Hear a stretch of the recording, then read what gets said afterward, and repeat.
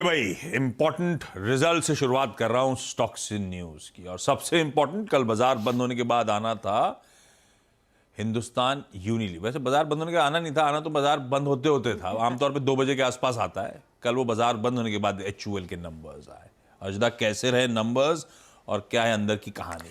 Numbers में कोई दिक्कत नहीं है। रेवेन्यू ग्रोथ अच्छा खासा है। प्रॉफिटेबिलिटी में 11.5% तक का इजाफा देखने को मिला है। एबिटा में ग्रोथ है। मार्जिन्स रफली इन लाइन ही आए हैं, लेकिन वॉल्यूम ग्रोथ के लिहाज से अगर देखें तो वो भी बेहतर ही है। वॉल्यूम ग्रोथ डोमेस्टिक फ्रंट पर करीब 5% कंपनी ने डिलीवर किया है। 4 से 4.5% का अनुमान था। अब ये आंकड़े आपकी स्क्रीन पर आएंगे, लेकिन आज जिस चीज पर ज्यादा मार्केट का फोकस रहेगा वो जो रॉयल्टी फीस यूनिलीवर पीएलसी जो पेरेंट है उसने बढ़ा दी है। तो अब तक क्या था, 2.65% of turnover royalty fee company को देनी पड़ती थी, एचयूएल को देनी पड़ती थी यूनिलीवर को। अब ये 3.45% रहेगा, यानी कि 80 बेसिस पॉइंट की रॉयल्टी फी दरअसल बढ़ाई गई है। ये इफेक्टिव होगा फरवरी ऑनवर्ड्स। तो फरवरी 2023 से दिसंबर 2023 में 45 बेसिस पॉइंट रॉयल्टी फी ज्यादा देनी पड़ेगी। फिर उसके बाद 25 बेसिस पॉइंट 2024 के लिए ऐड होगा और फिर 10 बेसिस पॉइंट और ऐड होंगे 2025 के लिए।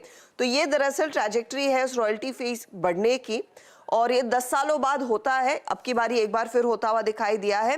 इसको लेकर सबसे ज्यादा चर्चा है। इनफैक्ट इसको लेकर कल प्रेस कॉन्फ्रेंस में सवाल भी उठाए गए थे। उस पर मैनेजमेंट ने कहा कि पिछली जो रॉयल्टी फी हुई थी, जो बढ़ाई गई थी, वो 2013 में बढ़ाई गई थी। उसके बाद अब 2023 में बढ़ रही है, यानी कि 10 साल पूरे हो गए हैं और तब से लेकर अब तक इनका जो टर्नओवर है वो डबल हुआ है। तो उसका ज्यादा बिजनेस पर असर नहीं पड़ता हुआ दिखाई देगा, ये मैनेजमेंट का मानना है। लेकिन क्लियरली रॉयल्टी फीस बढ़ रही है। अब मैनेजमेंट कमेंट्री आपके सामने आ रही है कुछ और मुद्दों पर। शहरों के मुकाबले ग्रामीण क्षेत्र में मांग बेहतर देखने को मिल रही है, और ये बहुत इंपॉर्टेंट कमेंट्री है दरअसल एचयूएल और बाकी एफएमसीजी स्पेस के लिहाज से, क्योंकि मास मार्केट में पिछली बारी उन्होंने साफ कहा था कि पिकअप नहीं है, लेकिन अब थोड़ा सा पिकअप आता हुआ दिखाई दे रहा है। मटीरियल महंगाई में गिरावट आई है तो उसका फायदा बनता दिखाई दिया है। अब यहां से वैल्यू ग्रोथ के आंकड़े भी देखें, जो 6% पर थे पिछले क्वार्टर में 8% पर आ गए हैं। दिसंबर क्वार्टर में अच्छी खासी ग्रोथ देखने को मिली है। कुछ प्राइस कट्स भी इन्होंने किए हैं। तो ये कमेंट्री, नंबर्स अच्छे, लेकिन ज्यादा फोकस में ऑफ कोर्स वो रॉयल्टी फी जो बढ़ गई है वो मुद्दा रहेगा। तो एचयूएल के नंबर्स पे देखना था वॉल्यूम ग्रोथ बैंड के अपर एंड पे ही एक्सपेक्टेशन के 5% पे, और दूसरी कमेंट्री जो अजदा कह रही है रूरल अब अच्छा दिखना लगा है, ग्रामीण बेहतर कर रहा है। तो कमेंट्री में भी कोई दिक्कत नहीं, नंबर्स इन लाइन है, कोई कंप्लेंट नहीं। पर दिक्कत जो आई वो हमें आदत नहीं है ना, ये जब भी आता है सेंटिमेंट डैम्पनर के तौर पे आता है। रॉयल्टी ज़्यादा ईक आउट करेंगे, पेरेंट को ज़्यादा पैसा देंगे टर्नओवर का, बाजार कैसे लेगा इसको? देखिए आशीष, इस पे ना मेरा बहुत स्ट्रांग व्यू है। हाँ। बहुत ही स्ट्रांग व्यू है इस पे मेरा इस पे व्यू ये है कि अंग्रेज चले गए और कॉलोनियल माइंडसेट छोड़ कर चले गए। अब ये यूनिलीवर है तो अंग्रेजी कंपनी, मतलब ब्रिटिश कंपनी है, ठीक है 62% उनका इसमें हिस्सा है। तो जो मर्जी करें वो कर सकते हैं, उनका हक है, मालिकाना उनके पास वो है, हक है। मैं कहूँगा किस चीज़ की रॉयल्टी? ब्रांड की रॉयल्टी। आज की डेट में इंडिया में जब मैं बड़ा हो रहा था मुझे पता भी नहीं था कि हिंदुस्तान, उस समय तो हिंदुस्तान लीवर लिमिटेड के नाम से चलती थी, और यूनिलीवर तो उन्होंने बाद में ऐड किया है जब वो रीब्रांडिंग की थी। हिंदुस्तान लीवर लिमिटेड के नाम से चलती थी। और हमेशा हम जब स्कूल में पढ़े हैं, जब बड़े हुए हैं, हम तो हमेशा ये मानते हैं कि हिंदुस्तान लीवर जो है वो हिंदुस्तान की कंपनी है। हमें पता ही नहीं था कि ये एक एमएनसी कंपनी है, ठीक है, क्योंकि इसके सारे प्रोडक्ट्स जो हैं वो ऑलमोस्ट सारे के सारे प्रोडक्ट्स जो हैं वो ऑलमोस्ट इंडियन प्रोडक्ट्स हैं। मैं तो कहता हूँ कि किस चीज़ की रॉयल्टी है भैया? ये आप उल्टा आपको रॉयल्टी देनी चाहिए। हमारे सबसे आपको इतना बड़ा मुनाफा कमा के एक ये एंटिटी आपकी दे रही है, आपको उससे काम नहीं चल रहा है क्या आपको? किस मतलब यूनिलीवर जो ब्रांड है, उस यूनिलीवर ब्रांड से आपका क्या फायदा हो रहा है? आप हिंदुस्तान यूनिलीवर के किसी भी कंज्यूमर से जाके पूछ लीजिए, 95% लोगों को पता भी नहीं होगा कि यूनिट में यूनिलीवर क्या था। वो तो हिंदुस्तान लीवर के नाम से वो कंपनी चल रही थी। उसका तो मतलब अब तो इन्होंने ग्लोबल वो साइन भी सेम कर दिया, वरना पहले आपको अगर याद होगा वो जब लिरिल का ऐड आता था, जब भी ऐड आता था तो उसमें HLL लिखा हुआ होता था उसके अंदर, ठीक है ना। तो ये जो है ये एक आपका एक माइंडसेट है कि ठीक है ये हमारी कॉलोनी थी और यहाँ पर एक हमारी कंपनी है, अब इससे ये रॉयल्टी ले ली जाए। किस चीज़ की रॉयल्टी ले ली जाए? अगर आपको इतना ही करना है ना तो फिर आप एक काम करिए ना, सीधा एक लीवर पहले एक बार ओपन ऑफर लेकर आया था हिंदुस्तान यूनिलीवर के लिए, तो लीवर को बोलिए, मैं तो कहता हूँ करंट मैनेजमेंट को बोलना चाहिए, फिर लीवर को बोलिए, पेरेंट कंपनी को, यूनिलीवर को, कि एक और ऑफर लेकर आएँ, इसको प्राइवेट ले जाएं, जो करना वो करें।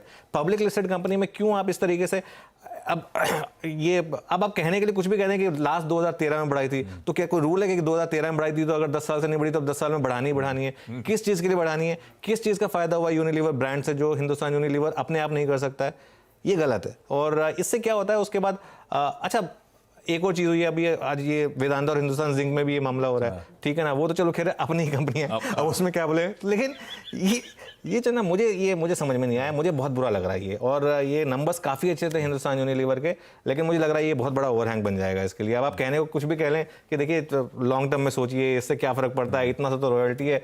अब कल को 3.45 है, आप 5 साल बाद उठ के बोल देंगे कि अब मैं इसको 5% कर रहा हूँ, तो कहाँ से आप फिर अपनी कैलकुलेशंस करेंगे? और फिर वही बात, किस चीज़ की रॉयल्टी? मुझे बहुत गुस्सा है इस चीज़ को लेकर। अब इसमें पार्थिव के स्ट्रॉन्ग व्यूज आपको वैसे ही मिल गए, बिल्कुल सही बात है, मूड बिगाड़ने वाली चीज़ है। और सीधे सीधे जितनी रॉयल्टी बढ़ी होता है एनालिस्ट साहब अपनी शीट्स को एडजस्ट करेंगे, और फ्यूचर इस तरह के एबरेशंस को फैक्टर इन करने की ज़रूरत है। तो सेंटिमेंट नेगेटिव, कैलकुलेशंस के लिहाज से नेगेटिव। पार्थिव आप कुछ ऐड करना चाहेंगे क्या? विद अनुज जी, और जो अनुज जी ने बताया कि ये ऐसा वो लोग जस्टिफाई कर रहे हैं कि 10 साल के बाद ये लोग ने बढ़ाई है, लेकिन क्या 10 साल में ग्रोथ नहीं हुई, मार्जिन एक्सपेंशन नहीं हुआ? 10 साल पहले के आप मार्जिन देख लो और अभी के मार्जिन देख लो, ये कंपनी ने बहुत अच्छा कॉस्ट कटिंग करके मार्जिन एक्सपेंशन किया है, तो पेरेंट कंपनी को तो फायदा हुआ है। और ये चीज भी जाननी जरूरी है कि यहाँ पे ये स्टॉक करीबन 55 टाइम्स फॉरवर्ड FY24 पे कोट हो रहा है मल्टीपल्स पे, और यूनिलीवर जो पेरेंट है उसका आप वैल्यूएशन देख लीजिए। अगर पेरेंट को पैसे की जरूरत है, मैं समझता हूँ कि यूरोजोन की इकोनॉमी काफी नरम है और वहां पे जो पेरेंट कंपनीज है अभी they are trying to do cost cutting, और जहां से भी जो भी उनकी सब्सिडरीज है ऑल ओवर द वर्ल्ड, वहां से जितना पैसा मिले, डिविडेंड मिले, लेना चाहते हैं, तो why don't you sell some stake? यहाँ पे टेकर्स बहुत सारे रहेंगे, आप अगर स्टेक सेल करेंगे तो आपको इतने अच्छे रिच वैल्यूएशंस पे अच्छा पैसा भी मिल जाएगा। Why disturb the long term sentiment? So I fully agree, uncertainty बढ़ा देता है, नो डाउट। अगर हम देखने जाए ईपीएस कट की बात जो हो रही है वो अराउंड 2 to 5% के बीच में हो रही है, लेकिन ये जो रिच वैल्यूएशंस है उस ऐसे टाइम पे अगर आप ये सब चीजें करते हैं तो सेंटिमेंट डैम्पर तो डेफिनेटली रहता है। ठीक है, अब देखते हैं कैसा मूड माहौल बनता है स्टॉक का। अभी टेक्निकल व्यू लेने से अच्छा है कि जब मार्केट से कंटिन्यूस सेशन में जाएंगे, देखते हैं स्टॉक का बिहेवियर क्या होता है, उसके बाद इस पे एक टेक्निकल व्यू दूंगा। फंडामेंटली बढ़िया स्ट्रॉन्ग व्यूज इस कदम के आपके सामने। बढ़ रहा हूं आगे। कई सारी मिड कैप टेक्नोलॉजी कंपनीज के नंबर्स आए, LTTS, एम्फोसिस। बता दें कि मनी कंट्रोल पर दिए गए विचार एक्सपर्ट्स के अपने निजी विचार होते हैं। वेबसाइट या मैनेजमेंट इसके लिए उत्तरदायी नहीं है।